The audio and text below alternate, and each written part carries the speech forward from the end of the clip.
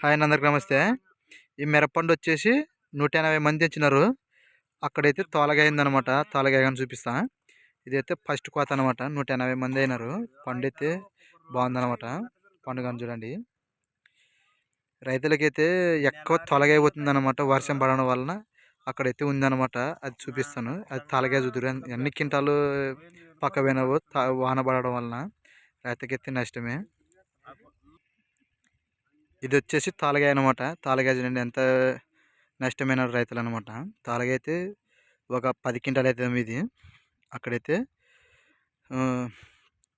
తెంపిన పండులేకి చూపిస్తాను చూదురు.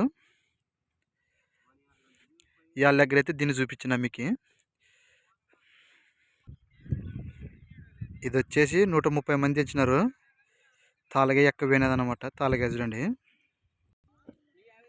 తాలగాయ అయితే అట్ట పోయినచ్చండి. వర్షం పడడం వలన కింద నించిపోయింది అనమాట ఎక్కువ.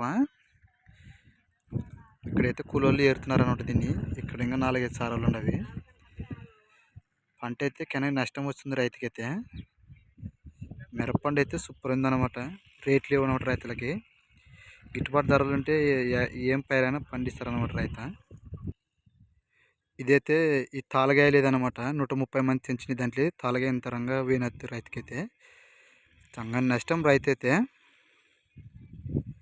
ఎక్కడ ఇన్ని క్వింటాలు ఫాతో బావు తెల్లదనమాట.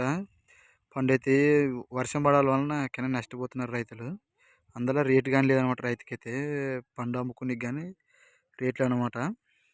కొత్త చూసిన వాళ్ళైతే సబ్స్క్రైబ్ చేసి లైక్ కొట్టి షేర్ చేయండి.